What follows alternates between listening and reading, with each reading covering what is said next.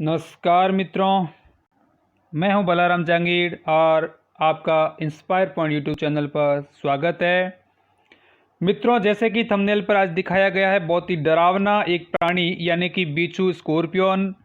तो उसके बारे में अपन बहुत ही डिटेल से सभी जो कुछ इम्पोर्टेंट क्वेश्चन है और जो बहुत सी परीक्षाओं के अंदर पूछा गया है या बहुत से परीक्षाओं में बहुत सारे जो प्रश्न पूछे गए हैं जो महत्वपूर्ण प्रश्न है उनके बारे में अपन डिटेल से पढ़ेंगे।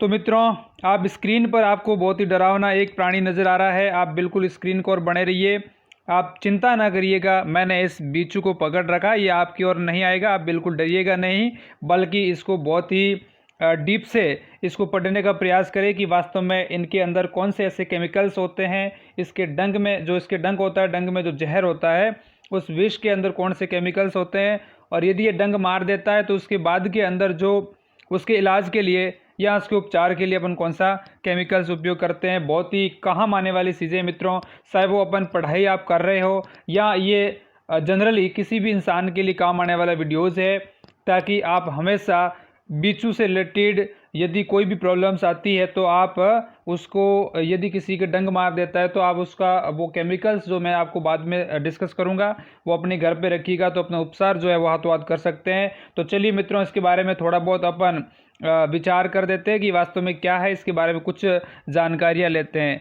चलिएगा, पहला जो बिंदु लिखा है मित्रों, वो लिखा हुआ है कि जो बिच्छू आपका है, बिच्छू आपका ऑर्थोपोडा संघ का एक सांस लेने वाला अष्टपाद प्राणी है। मित्रों, यहाँ पर आपको एक संघ का नाम दे रखा है, वो नाम दे रखा है मित्रों ऑर्थोपोडा, यानी कि संधिपाद युक्त जितने भी मतलब प्राणी होते हैं उन सबको ऑर्थोपोडा संघ में रखा गया है। और मित्रों, बिच्छू आपका सांस लेने वाला और अष्टपाद यानी 8 इसके पैर होते हैं ऐसा प्राणी है। ठीक है ना। दूसरा जो बिंदु है मित्रों वो है सामान्यतः जो ये बिच्छू होते हैं वो उष्ण, उष्ण का मतलब होता है गर्म प्रदेश जो होते हैं वहां पर ये अधिक मिलते हैं। तो ये कौन से वातावरण में, किस प्रकार के वातावरण मिलेंगे मित्रों, तो ये उष्ण प्रदेशों में मिलेंगे। और दूसरी जो खास बात है वो है कि इनकी जो प्रजातियां हैं मित्रों, वो प्रजातियां कम से कम यानी जो मानी गई है, जहाँ तक जूलॉजी बात करती है तो 2000 इसकी जो जातियां हैं उसके बारे में हम जानते हैं। तो इसकी 2000 जातियां हैं, लेकिन न्यूजीलैंड और अंटार्कटिक के अलावा ये पूरे विश्व में पाए जाते हैं। लेकिन ये न्यूजीलैंड और अंटार्कटिक जो है वो वहाँ पर ये अधिक मतलब वहाँ नहीं पाए जाते, बाकी उसके अलावा संपूर्ण विश्व में पाए जाते हैं। हमें पता है कि जैसा कि अपना बिंदु सेकंड कहता है कि ये किस प्रकार के प्रदेश में मिलेंगे, तो सामान्यतः ये उष्ण प्रदेशों में मिलेंगे। तो जहाँ प्रदेश ठंडे होते हैं ऐसे प्रदेशों में बिच्छू नहीं पाए जाते मित्रों। चलिए, इसका नेक्स्ट बिंदु अपन पढ़ रहे हैं कि इस बिच्छू का बाहरी जो कंकाल होता है मित्रों, वो किसका बना होता है, वो बना होता है आपका काइटिन का। तो ये प्रश्न कहीं बाहर एग्जाम के अंदर पूछा गया है कि बिच्छू का बाहरी कंकाल किसका बना होता है। तो मित्रों, बहुत इंपॉर्टेंट क्वेश्चन है ये, और वो है काइटिन। ठीक है ना।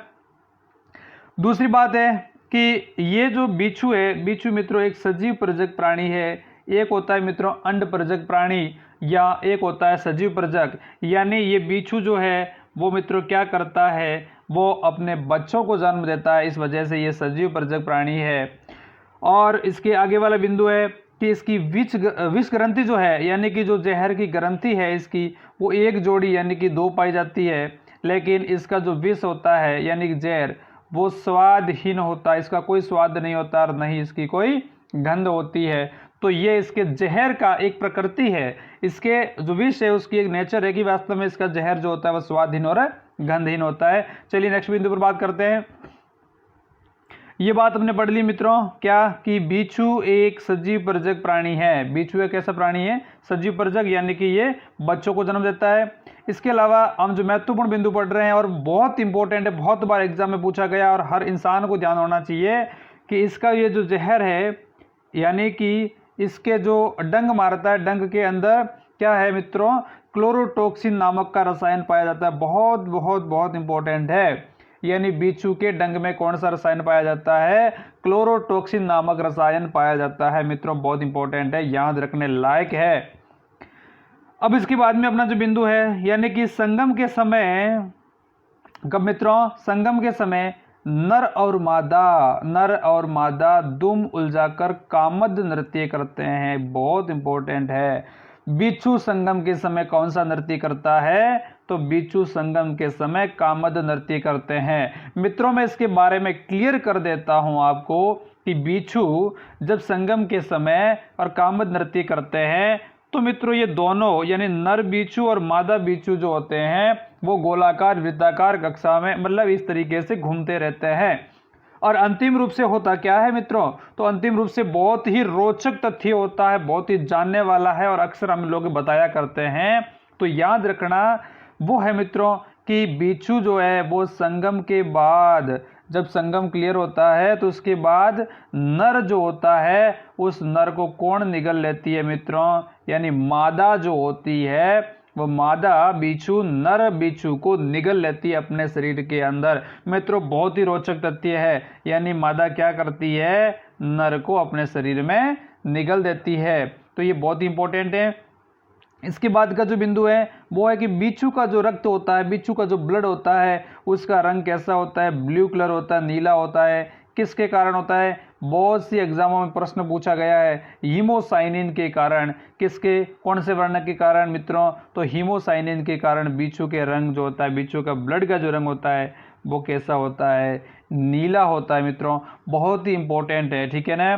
चलिए नेक्स्ट बिंदु पर बात करते हैं। यहाँ पर आपको बहुत ही डरावना एक बिच्छू नजर आ रहा है। बहुत ही आलीशान तरीके से सोया हुआ है, पड़ा हुआ है, बैठा हुआ है। कोई चिंता नहीं है और आपको बिल्कुल डरने की ज़रूरत नहीं है। हम आपके पास बिच्छू नहीं भेजेंगे मित्रों। तो देखिएगा यहाँ पर आपका बिंदु है कि नवजात शिशु जो होती है, नवजात शिशु नए नए जन्म लिए हुए शिशु जो होती है वे सभी शिशु क्या करती है? माता की पीठ पर रहते हैं मित्रों।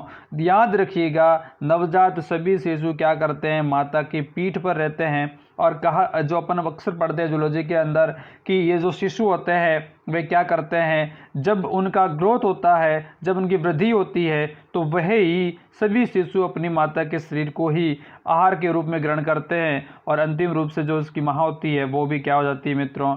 मृत्यु को प्राप्त करती है। उसके बाद में कि बिच्छू के जो विष होता है मित्रों बहुत इंपॉर्टेंट है, शायद ही आपने कभी इस पॉइंट के बारे में सुना होगा। यानी कि बिच्छू के जो विष यानी जहर जो होता है उस जहर का जो उपयोग है मित्रों वो बहुत ही डरावनी बीमारी यानी कि कैंसर के निवारण में किया जाता है मित्रों। यानी कि कैंसर क्या होता है मित्रों? अपने बॉडी के अंदर सेल डिवीजन जो होती है वो अनबैलेंस्ड हो जाती है और एक ट्यूमर पैदा होता है। तो मित्रों इस बिच्छू के जो ये जहर है, विष है, इसके ऊपर मतलब इसका प्रयोग करने से हमें पता चलता है कि कौन सी जो कोशिका है वो कैंसर जन्य है और कौन सी कोशिका कैंसर जन्य नहीं है। तो डॉक्टर जो होते हैं वो क्या करते हैं मित्रों? अपनी कोशिका को पता लगाने के लिए बिच्छू के जहर का उपयोग करते हैं। बहुत ही इंपॉर्टेंट है मित्रों, इंपॉर्टेंट फैक्ट है, याद रखने की बात है, आम आदमी को याद होना चाहिए। उसके बाद में मित्रों एक जो अंतिम रूप से आप सबके माइंड में था कि हमें सर ये पता होना चाहिए कि यदि बिच्छू डंक तो मार दिया लेकिन हम करें क्या, उसका उपचार क्या करें मित्रों? तो उसका उपचार के लिए एक आपका केमिकल है जिसका नाम है सिलिसिया। यानी सिलिसिया क्या करता है? सिलिसिया जहाँ कहीं भी इसका डंक है उस डंक के उपचार के अंदर ही काम में आने वाला रसायन है मित्रों।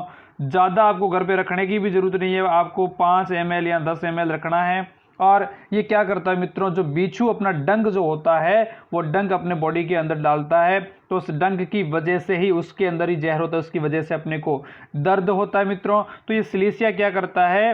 ये सिलिसिया अपने जहाँ कहीं भी डंक मारा है उसके ऊपर अपन 1 ml की 10-10 मिनट के अंतराल में उसके ऊपर 3 बार प्रयोग करेंगे तो आपका डंक होगा वो बॉडी से बाहर निकल आएगा और आपको दर्द से मुक्ति मिल जाएगी। मित्रों ये सिलिसिया केवल डंक के लिए नहीं, ये किसी के लिए किसी का भी डंक हो उसको यदि अपने बॉडी में मारा है तो उसको निवारण के लिए, उसके उपचार के लिए सिलिसिया का उपयोग किया जाता है। शायद कहीं भी यदि निडल्स जो होती है वो भी अपनी बॉडी में रह जाती है तो सिलिसिया का जो उपयोग है वो करने पर हमें उनसे राहत मिलती है और वो शरीर से बाहर निकल आती है। तो ये था मित्रों आपका स्कॉर्पियन, इस बिच्छू के बारे में पढ़ा। और भी आपको जिस किसी भी प्राणी के बारे में अध्ययन करना है तो उसके बारे में आप कमेंट बॉक्स में लिखकर मुझे ज़रूर भेजिएगा ताकि आपको नेक्स्ट वीडियोस के रूप में उसी प्राणी के बारे में बहुत ही डिटेल से बताऊंगा। तो मित्रों अंतिम रूप से आपसे अपील है कि हमारे वीडियोस को अधिक से अधिक शेयर करिए, सब्सक्राइब करें चैनल को। धन्यवाद।